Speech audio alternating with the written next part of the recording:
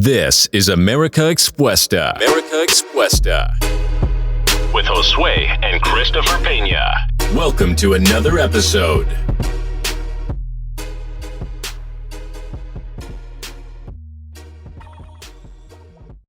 Hola, ¿qué tal amigos? Bienvenidos a un nuevo episodio de América Expuesta. Estamos muy felices de ver todos sus comentarios y feedback que nos están dando tanto en mensaje privado como en los comentarios. Gracias por todo el apoyo. Sí, qué bueno estar otro día más con ustedes y poder compartir estas experiencias que tanto nos motivan, que tanto nos identifican como hispanos alrededor del mundo. Así que esperamos que este nuevo episodio sea una dosis de motivación para la semana. Bueno, este día vamos a hablar sobre un tema muy nostálgico para nosotros y tiene que ver con lo que a la mayoría de hombres les gusta.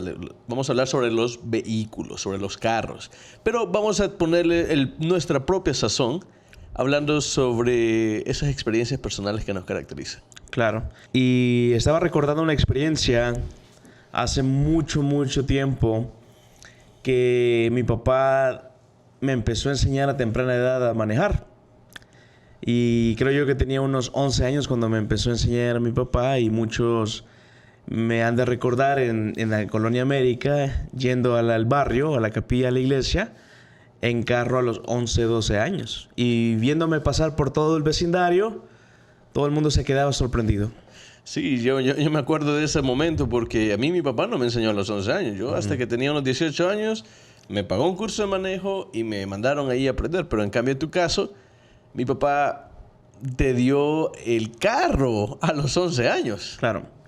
Lo que pasa es que siempre que tenés una necesidad surge el aprendizaje inmediato. O sea, tenés que suplir esa necesidad. Entonces mi papá en ese entonces no tenía a otra persona que le ayudara cuando él se iba o ustedes se iban. Entonces la única solución que él tenía a ese problema era enseñarme a manejar a muy temprana edad. Y eso no tiene sentido porque la ley dice que hasta los 16 años puedes empezar a manejar. Entonces, pero una necesidad obligó a mi papá a enseñarme a temprana edad para que yo fuera muy independiente desde muy pequeño. Sí, recuerdo que pasabas, creo que tus primeras lecciones fueron en el parqueo o en la cancha de básquetbol de la iglesia en San Jacinto, en San Salvador, al sur de San Salvador.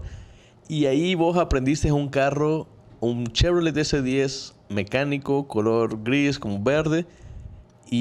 Pero el aprender a temprana edad a manejar, ¿cómo te sirvió en el resto de tu vida? Claro.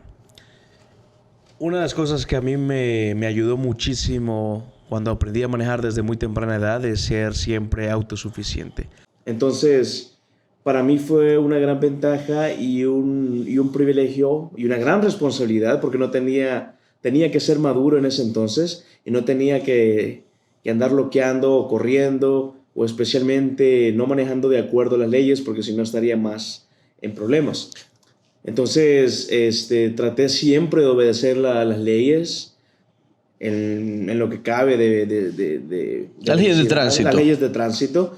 Entonces, me sirvió a ser independiente desde muy pequeño y a no depender de alguna manera de mi papá cuando no estaba. Y creo que en muchas ocasiones fue de vida o muerte a saber manejar. Y yo me acuerdo de una experiencia que nos contaste de que mi papá estaba... Él no quería manejar, creo yo. Creo que se sentía un poco cansado. Creo que estaba algo cansado, es correcto. Y en lugar de manejar, él te dio la llave del carro para que vos le manejaras a él. Correcto. ¿Cómo fue eso? Entonces, en esa experiencia, mi papá iba en el asiento trasero del conductor y él me dice, anda tranquilo, vamos a ir a comprar, qué sé yo, pan. Y de repente veo un carro patrulla que menciona las luces y ahí estamos por el triángulo de ahí por San Jacinto, de camino para San Marcos, y se para el policía y menciona las luces. Yo tenía 12 años y a los 12 años no sabes qué vas a decir. Y yo me empiezo a poner nervioso y mi papá me dijo, no estés nervioso, yo me voy a bajar rápido. Entonces mi papá se baja del carro y él le dice, oficial, ¿le puedo ayudar en algo? Ah, sí, es que no tiene las luces encendidas. Entonces mi papá me dice, encende las luces. Y entonces ya las enciendo y no se dio cuenta de que un niño de 12 años andaba manejando. Entonces él se sube otra vez en la parte trasera y vuelvo y me dijo, José, continúa y no te vayas a poner nervioso. Entonces continuamos y para mí fue una de las experiencias que yo guardo en mi memoria porque fue mi primera experiencia en que me parara la policía a los 12 años. Entonces, fue ahí una de mis primeras aventuras manejando a temprana edad. Y yo me acuerdo que gracias a todas estas cosas, él te confiaba mucho. Él miraba que era bastante serio en todo lo que hacías. Entonces, me acuerdo que después de un par de años, ya tenías unos 15, 16 creo yo, que estaba mi papá tratando de comprar unos carros y remodelarlos o acondicionarlos para que estuvieran manejables, porque allá en El Salvador se acostumbra comprar vehículos chocados desde los Estados Unidos y allá los mecánicos lo enderezan y lo pintan y ya lo ponen. Entonces, yo recuerdo que mi papá te dio a vos la responsabilidad de elegir los carros. Claro. Sí, él me da la responsabilidad, entonces yo tenía unos 15, 16 años y mi papá, de cierta manera, él me empezó a dar asignaciones porque quizás yo creo que él pensaba que no iba a estar conmigo mucho tiempo. Entonces, él me empieza a enseñar y él me dice, Christopher, yo quiero que vos elijas los carros, que vos estimes el precio, vayamos a hacer una cotización de cuánto nos va a salir y reparar estos carros y quiero que tú los pagues y que hagas el cheque. Obviamente el dinero no era mío, pero él me iba a enseñar a comprar un carro. Entonces, él y yo vamos al Rancho Navarra, que es en esta parte por la autopista. Y yo recuerdo que en ese entonces mi papá ya empezaba a tener problemas en la visión, problemas Sí. con la vista. Por los que no saben, tenía una diabetes y eso le empeoró la vista. Y entonces, de alguna manera, yo estaba trabajando, mis hermanos estaban ocupados, estaban trabajando también. Y el único que estaba en la casa era Christopher. Entonces, Christopher recibió toda la mentoría de mi papá. De primer mano. Sí. Entonces vamos al Rancho Navarra, me recuerdo yo, y empezamos a ver carros, pero es ahí donde yo me empiezo a instruir que carros estaban bien y de esa manera íbamos a comprar lo que era la mejor decisión en aquel entonces. Entonces elijo yo lo que era un Honda Civic, que para nuestros países eso es muy, muy común, comprarse un Honda Civic porque son los que duran más y son los que encontrás más fácil repuestos. Entonces no nos íbamos a poner a comprar un Volkswagen GTI o un Jetta. Ningún carro europeo. Ningún carro europeo. Entonces compramos lo que era un Honda Civic 2009 y compramos lo que es un Hyundai Accent 2011, 2013. Entonces es ahí donde empezamos en el proceso de compra y empezamos a hacer la matemática con mi papá y me decía, te va a salir tanto, nos va a salir tanto reparación y si lo llegamos a vender, lo podemos vender a un buen precio. ¿Ok? Entonces empezamos a hacer todo el trámite y recuerdo que me dejó hacer el cheque a mí para comprar los dos carros y me equivoqué la primera vez y él me dijo, lo vas a volver a hacer, muy serio. Me equivoco la segunda vez, te estoy diciendo que lo hagas bien, no te equivoques. A la tercera, lo hice mejor. Entonces, esas cosas me enseñaron a empezar a ser más autosuficiente desde muy temprana edad y estoy muy agradecido que de cierta manera Dios lo iluminó porque al final no íbamos a estar mucho tiempo juntos. Entonces, ese pequeño tiempo que estuvimos juntos, que fue en mi juventud, creo que fue una gran lección para mí al aprender a comprar un carro y saber qué se hace para comprar un carro, repararlo y revenderlo. Así que amigos, ya saben, si ustedes tienen un hijo y quieren educarlo para la vida, enséñenle lo que ustedes ya saben. Enséñenselo de la mejor manera, con la maestría que ya conocen, con toda su experiencia, con todos sus errores, y hagan de él lo que nadie haría. Porque solo ustedes les van a poder enseñar con tanto amor, con tanta paciencia y con todos los secretos. Y tenés toda la razón. O sea, si no le están enseñando a sus hijos cosas de la vida real, se van a graduar del colegio, se van a ir a la universidad, van a pasar 4 o 5 años y estos jóvenes no van a saber lo que es la vida real. Van a pasar en una burbuja de tareas, porque a veces solo te dejan tareas por hacer tareas y mantenerte ocupado, pero no son tareas de la vida real que realmente te van a ayudar a defenderte de una jungla que vivimos. Es como hacer un cheque, entender el aspecto de la venta, cómo comprar barato, cómo vender al precio justo, cómo hacer negocios. Esas cosas de la vida que no se aprenden en un aula de clases, y si se aprenden solo es en teoría, enséñeselo a usted en la práctica. Enséñele su negocio, enséñele su profesión u oficio y hagan de él la mejor versión de ustedes. Sí, porque por ejemplo mi papá me enseñó a dónde ir a comprar, qué se compraba en la 25, a dónde se iban a comprar los parabrisas, a dónde se iban a comprar todo ese tipo de cosas. Para los que no saben, la 25 es una avenida muy famosa donde hay todo tipo de repuestos para vehículos. Todo se encuentra en la 25. Claro, entonces mi papá a muy temprana edad me enseña a ir a todos esos lugares. Entonces despierta en mí un sentido de supervivencia. Porque ahora ya sé dónde comprar amortiguadores, ya sé dónde ir si querés comprar las luces, ya sé dónde tenés que ir si tenías que ir a comprar y hacer lo que sea. Él me estaba preparando para lo que era la vida real. Entonces, todas esas cosas yo no entendía porque yo dije, no voy a ser mecánico, no voy a comprar carros y revender. No sé, pero lo que sí sé es que cualquier cosa que me esté enseñando me va a servir de mucho valor, porque son cosas que voy a ocupar en algún momento cuando no sé, pero sé que las enseñanzas en aquel momento de mi papá de comprar un carro, repararlo y revenderlo, me iban a ayudar en algún momento. Y dicho y hecho, esas palabras fueron completamente ciertas, porque cuando Christopher viene a los Estados como estudiante, después de haber servido una misión por 2 años en Honduras, ¿qué creen que podía hacer el muchacho? Si recién se había graduado del colegio, se fue a la misión y regresó. Entonces, ¿qué iba a hacer?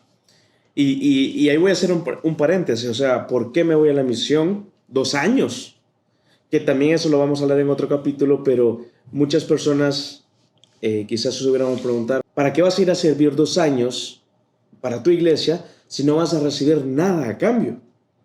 Pero eso también me ayudó en grandes aspectos, que me enseñó a poder hablar y a comunicarme mejor con las personas. Y el hablar y el comunicarte mejor con las personas te abre las puertas como no tienes idea. Entonces, vengo yo a los Estados Unidos con $20 en mi bolsillo. Una semana antes no tenía como para pagar mi boleto de aéreo. Un amigo grande me ayudó y pudimos venir con mi hermana Stephanie. Dormimos en el suelo de la casa de mi tío por un par de semanas. En un colchón, y él hizo lo mejor que se podía. Entonces venimos con $20. ¿Y qué es lo que hacemos? Ahora, ¿qué hacemos? A todo esto, ¿qué sabías hacer? Bueno, lo único que sabía hacer era vender. Bueno, y no hemos hablado de la moto. No hemos hablado de la moto, no hemos hablado de tantas cosas. Y después de comprar los carros, mi papá nos compra. Regresando al tema. A todo eso, mi papá, viendo la necesidad que tenía Christopher de transportarse y que sus hermanos estaban con los carros que él había comprado con mi papá y que los usábamos, viene mi papá y decide comprarle una moto para que sea su medio de transporte. Y me compra lo que es una moto Vespa. Para los que no sepan qué es una moto Vespa, es una motito de... ¿Qué te puedo decir? No es una moto, pero parece una moto scooter. O sea, es una moto scooter. Es una moto scooter. Entonces, mi papá no me compra eso. Empiezo a manejar la moto.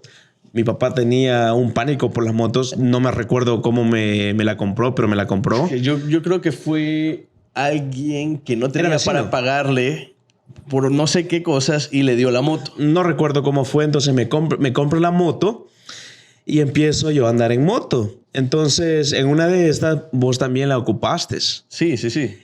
Y se le olvida ponerle gasolina a la moto Vespa. Entonces, yo voy a clases de la iglesia para jóvenes de 14 a 18 años, que es a las 5 de la mañana.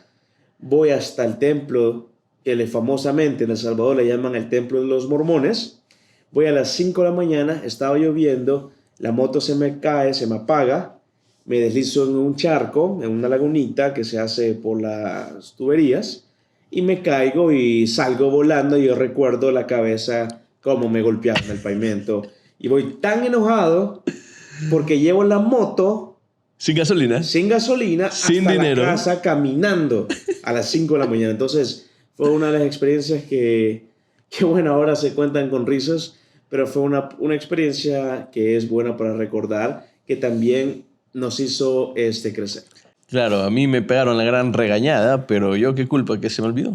Lo siento. Entonces, cositas así fueron desarrollando un poquito en mí el carácter. Luego me voy yo para la misión. En otro episodio vamos a hablar de nuestras misiones, para lo que las personas alguna vez se preguntaron qué fuimos a hacer ahí. Vamos a hablar de eso.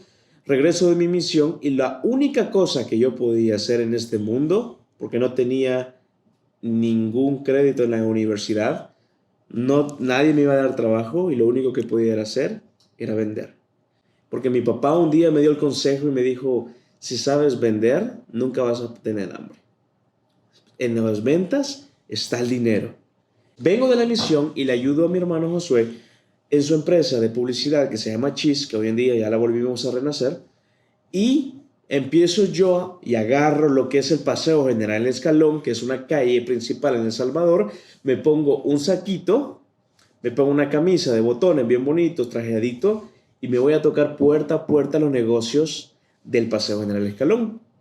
¿Te acuerdas de ese momento? Oh, claro, claro que sí. Me acuerdo que nos diste algunos clientes a la agencia que necesitaban sitio web, que necesitaban banners, que necesitaban diseños de las vitrinas. Entonces el negocio prosperaba porque teníamos un buen motor de ventas que es al final la que nos hacía producir. Entonces Christopher, con esa experiencia, desarrolló varios clientes, no solo nacionales, sino también en Honduras. Claro. Y eso de alguna manera nos apalancó como agencia y nos hizo crecer un poco. Así es. Y eso me ayudó para poder ahorrar y venirme a los Estados Unidos. Pude comprar mi laptop y pude hacer el esfuerzo de venir a los Estados Unidos. Pero después de hacer tantos gastos, porque la universidad aquí es muy cara, me queda con $20.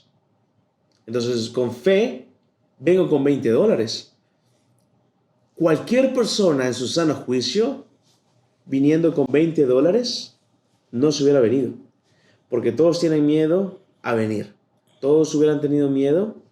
¿Y qué voy a hacer? Claro, pero yo no tenía otra opción. Yo ya tenía mi solicitud aceptada y yo podía estudiar aquí, tenía que venir aquí. Entonces, esta es una invitación para que cada uno de ustedes nunca tenga miedo a tenerlo todo para empezar algo. Cuando ustedes tienen miedo de empezar algo, eso es lo opuesto a un principio que se le conoce como la fe. Y la fe es empezar a hacer algo sin siquiera saber si eso va a funcionar. Pero muchas veces no queremos emprender o no queremos movernos porque no tenemos solucionado o no tenemos la respuesta de todas las cosas. Entonces, venimos con fe con mi hermana, con $20, y lo primero que obviamente hicimos fue encontrar un motor que nos pueda ayudar para subsistir en los Estados Unidos. Sí, por ejemplo, ¿cómo multiplicar esos $20? Claro. O sea, la gente a veces piensa de que es muy fácil acá la situación, pero la verdad es que no es así. No lo es. Pero lo que me gusta de esta situación es que de alguna manera te saca el tigre en ti, ya patrocinado por Kellogg's, que te dice, básicamente tu corazonada es, bueno, necesito un medio de transporte para conseguir empleo, para moverme, para hacer lo que sea, porque el transporte público de alguna manera es un poco difícil, es súper ordenado, súper limpio, tiene todas las comodidades, pero muy poca frecuencia. Entonces tienes que esperar casi media hora, 1 hora por un bus que te va a llegar a tu destino y va a llegar en 1 hora. O sea, es bastante tardado. Entonces aquí surge la necesidad de movilizarte. ¿Cómo la resolves? Claro, entonces voy a un lugar, una tienda que es de venta de cosas usadas que las personas donan, y de esa manera esta organización hace profit, hace ganancias, que es revendiendo las cosas que son usadas a un buen precio. La cosa es que yo no tenía cómo movilizarme para la academia y voy y veo una bicicleta a $40. Entonces, el único dinero que yo tenía era $30 porque el banco, por abrir una cuenta con ellos, me daba una gift card de $75. Entonces la ocupamos para comprar comida, la compramos para comprar algunas cosas y de esa manera junto $30 o $40, no recuerdo. La cosa es que la bicicleta estaba un poquito más alta de mi presupuesto y voy al cajero, esto siendo ya usado, y le digo, mire, lo único que yo ando son $30. Si me la dejan $30, yo me la llevo. Sí, está bien, me dijo. Entonces me llevo la bicicleta de $30. Entonces me llevo la bicicleta de $30 que pude negociar en un lugar que no negocian. Y esta fue mi primer medio de transporte. Me imagino que era una bicicleta decente para carreras. No, qué galán. Montañesa, con amortiguadores, con asiento suavecito. No, nada. De hecho, tengo una foto que ahorita la voy a dejar cuando esté hablando de esto. Y esta bicicleta, después de que yo la agarro, el manubrio me queda pequeño. Me quedaba por aquí. Normalmente es un poquito más grande. Y me doy cuenta que es de niño. Porque cada vez que pedaleaba yo sentía que no avanzaba y me quemaban las piernas. Y era tan horrible porque siempre se le bajaba el aire a las llantas. Entonces pasé tantas cosas que yo dije, no, necesito un carro. Ya viene invierno. Teníamos que levantarnos con mi hermana Stephanie a las 4 de la mañana con un frío que nunca habíamos sentido. Se me desangraba la nariz. Íbamos a limpiar un museo de arte de la universidad que nos habían empleado en la universidad. Y vamos con mi hermana Stephanie. Ella iba caminando, yo iba con mi bicicleta o nos turnábamos. Y recuerdo perfectamente que dije, necesito un carro. Necesito un carro, no puedo andar sin carro. Voy a hacer todo lo posible para tener un carro. Entonces, vamos con mi hermana Stephanie. Empezamos a trabajar por 2 semanas en este museo de arte. Juntamos ella y yo $350 cada uno. Y mi hermana, con un poco de dudas, me da el dinero porque yo le digo, Stephanie, dame los 350. Que ella había ganado. Que ella había ganado. Imagínense, después de tanto esfuerzo. Y yo tengo 350, dámelos y yo los voy a multiplicar. Dámelos que yo los voy a multiplicar porque yo sabía que los iba a multiplicar de alguna manera. Entonces ella me da $350 con un poco de miedo, obviamente, porque en cualquier inversión tenés miedo a perder tu dinero. Ella me da esto, consigo un carro de $700 que aquí ya no vas a encontrar carros de $700. En aquel momento fue un milagro, fue un Chevrolet moradito. Y ese día que compramos con mi hermana ese primer carro de $700 fue el día más feliz de mi vida, como si me hubiera comprado un Ferrari o un Lamborghini, en serio.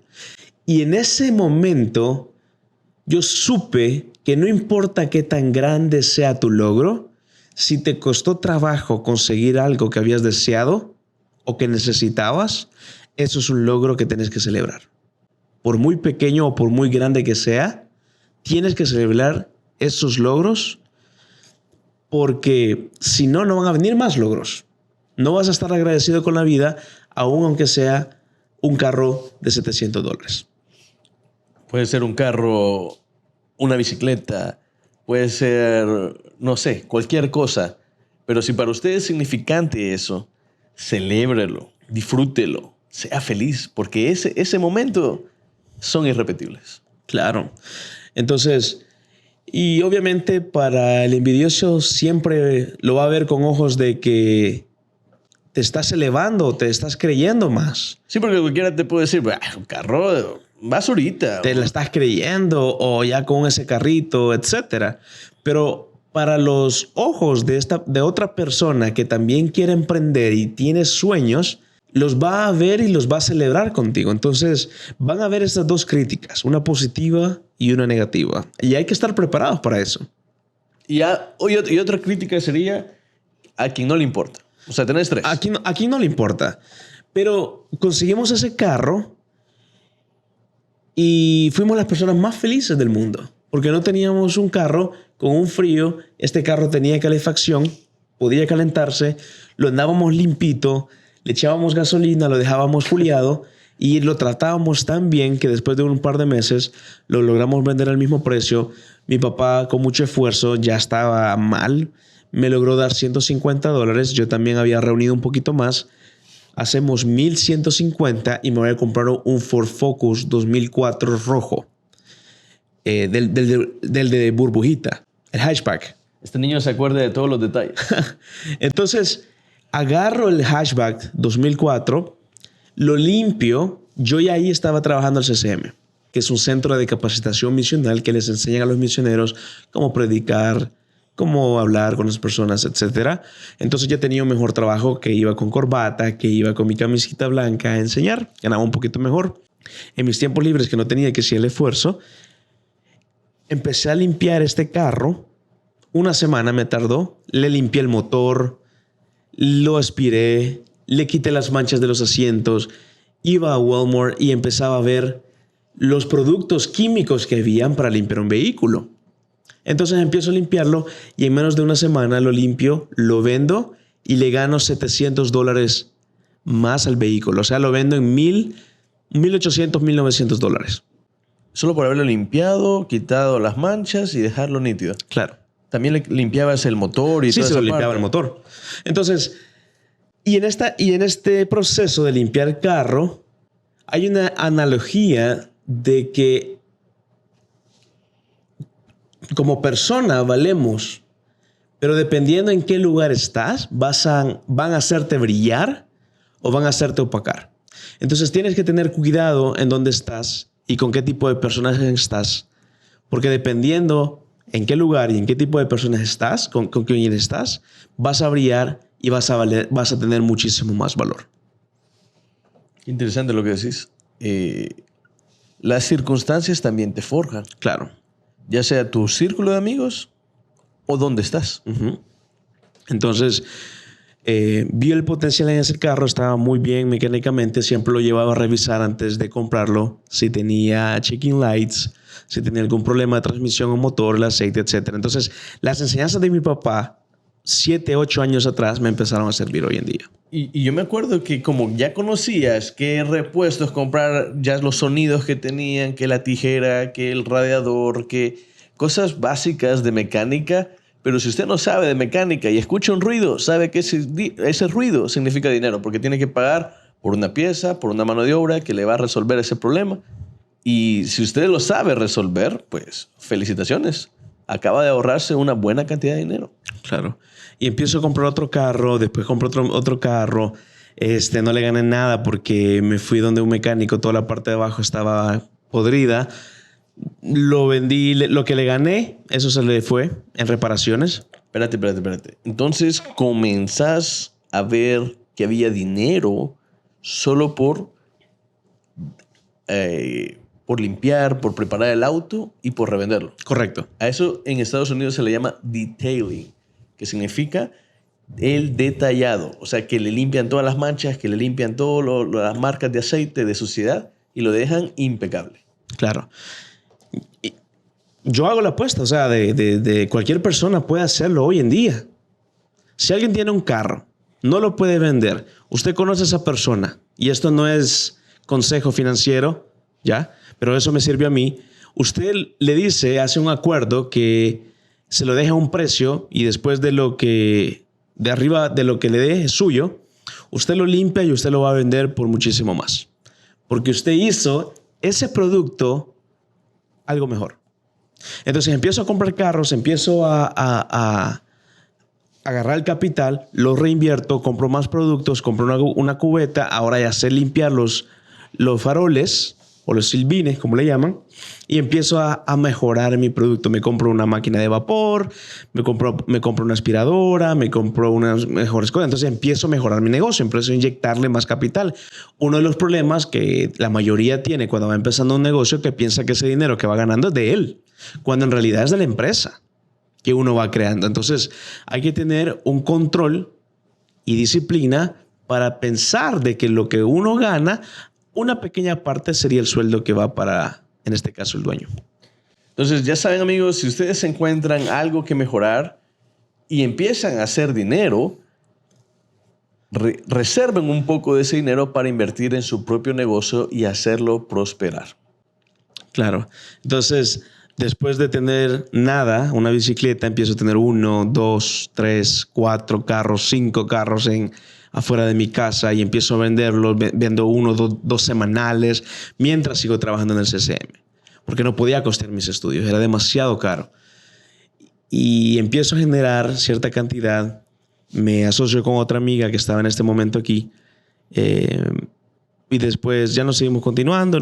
Ya no continuamos, no recuerdo por qué. Pero luego vamos con una persona. Bueno, en este caso voy con una persona. Y esta persona tenía un negocio de venta de carros. O sea, tenía un lote, un car dealer le llaman. Ya tenía un lote de unos 15, 20 carros. Entonces, agarro la necesidad y el problema que de ella tenía, que era de mover esos carros, porque algunos los tenía ya por 1 mes o 2 semanas y tenía que tener ese flujo de esos carros. Entonces, yo le digo, si usted me da la oportunidad, yo agarro estos carros, los publico y los vendo y la diferencia es mía y usted me da lo que quede. Entonces, ¿no fuiste a buscar un empleo? ¿No fuiste a buscar que te diera chance ahí? No. Le fuiste a proponer un negocio y el negocio era véndamelos a mí a un precio y yo le ayudo a venderlos. ¿De qué manera los promocionabas? ¿Cómo hacías para obtener clientes? Marketplace. A puro marketplace. Y bueno, ¿los limpiabas también? ¿Les tomabas fotos? En ese caso ya no, porque los carros ya eran del 2010, 15, 14, ya estaban buenos. Ya eran buenos carros. Entonces yo podía dar un buen carro mientras podía revenderlos. Entonces ya no los limpiaba, ya eso le tocaba a ellos. Pero sí comercialicé un par y agarré tanta confianza con ellos y ellos en mí que ella tuvo un problema con su familia y me dejó a cargo del negocio por 2 meses. O sea, una bicicleta se transformó en un auto se transformó en 5 autos, 5 autos o más se transformaron en un dealer de carros. Claro. Y quizás no todos eran míos, pero comercializábamos bastantes carros. Entonces me empiezo a levantar, pero luego un amigo del programa que estábamos de inglés, que era ingeniero de petrolero en Ecuador, me da el consejo y me dice, Christopher, yo siento que te estás estancando por estar en el dealer. Entonces yo tomo el consejo de esta persona y empiezo a buscar otras oportunidades y es ahí donde ya me voy a trabajar como jardinero. Y esta parte quizás muchos no lo saben. Que fui jardinero. Sé cortar césped, sé crecer césped, sé instalar el sistema de acueducto y de riegue. Ni en tu país sabes usar una Kuma ya. No. Y empiezo. Y otra vez, la mentalidad mía siempre era crecer en donde sea que esté. Así fuera jardinero, yo no iba a ser cualquier jardinero, sino que iba a ser el jefe de un grupo. Y él me lo propuse, fui bueno, me hicieron líder de grupo, me prestaban la camioneta para manejarla y andaba con un crew, un equipo. Entonces cortábamos muchos edificios durante el día, pero después empecé a sentir que yo no estaba aprendiendo nada. A todo esto, entonces dejaste el negocio a un lado después de que alguien te aconsejó que buscaras maneras de progresar, maneras de desarrollarte más como persona.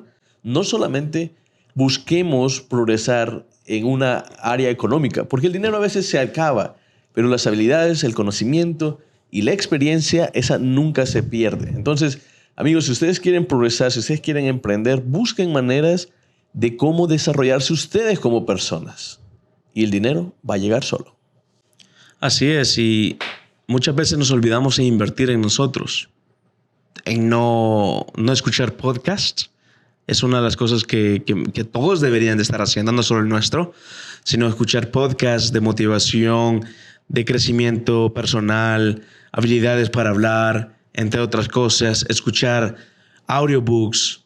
Eso es muy importante si no le gusta leer, pero tiene que invertir en usted.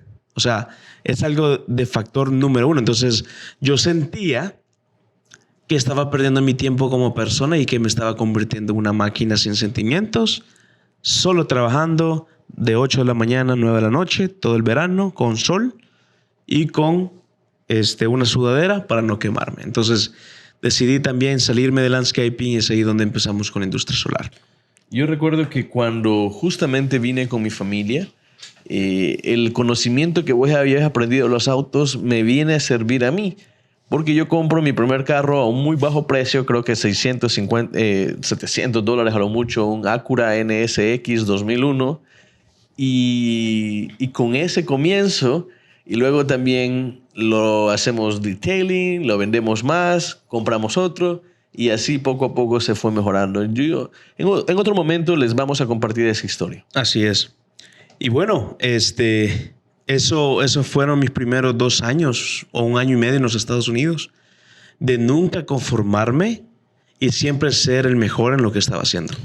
Y las lecciones que aprendiste cuando eras pequeño, que mi papá te enseñó a ver los carros, a aprender de cómo comercializarlos, cómo comprarlos, te sirvieron 1 década después. Claro. Y eso es a lo que iba. O sea, no sabemos qué repercusión va a tener la enseñanza que le estemos dando a nuestros hijos ahora en 10, 15 años. Porque cuando mi papá me enseña en un pickup S10 a mis 11 años, para mí el pickup era grande. Y nunca lo choqué, nunca tuve un accidente, nunca le golpeé a alguien. Entonces, cuando yo estoy haciendo jardinería, también me dan camiones grandes, que atrás tenía un trailer y manejaba máquinas atrás. Entonces era tan grande y nunca choqué, nunca he hecho nada, nunca le he pegado a nadie. Pero son cosas que realmente me han servido y me sirvieron en aquel momento. Entonces, todas estas cosas que venían pasando en nuestra vida desde mi juventud me empezaron a formar ahora. En ese tiempo que estaba como misionero, como limpiador del Museo de Artes de BYU, como maestro del CCM o como jardinero, siempre traté de ser lo mejor que podía. Amigos, no se desesperen. A veces tarda tiempo para que una semilla pueda llegar a dar frutos. Pero lo más importante es sembrar esa semilla, nutrirla, y con el tiempo va a dar frutos que ni se los imaginan.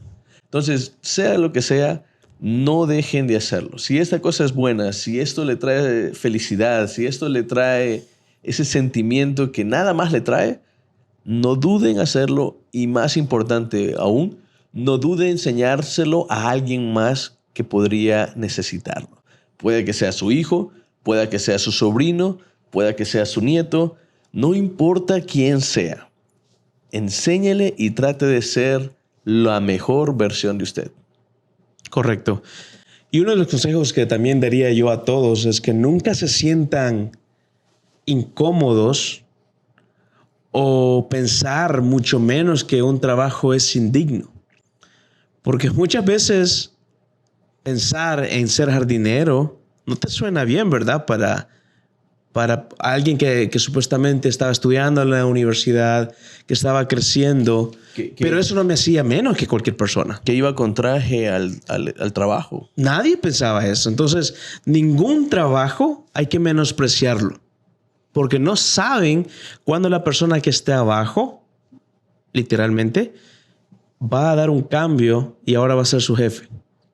Nunca vean a nadie con desprecio. Puede ser la persona más humilde, pero esa persona tiene el valor de ir a trabajar en vez de estar pidiendo. Así es, amigos. Y este ha sido otro episodio más en América Expuesta. Para nosotros es un enorme placer el tenerlos como audiencia, y pues pueden escuchar esto, compartirlo y dejarnos sus comentarios. ¿Qué piensan? ¿Han tenido alguna experiencia así? ¿Se sienten identificados con algo que hemos dicho? Cuéntenos. Así es, así que les agradecemos por estar en este nuevo episodio de América Expuesta. Por favor, compartan y comenten. La verdad que nos van a ayudar muchísimo y vamos a seguir creando más contenido para ustedes. Hasta la próxima semana.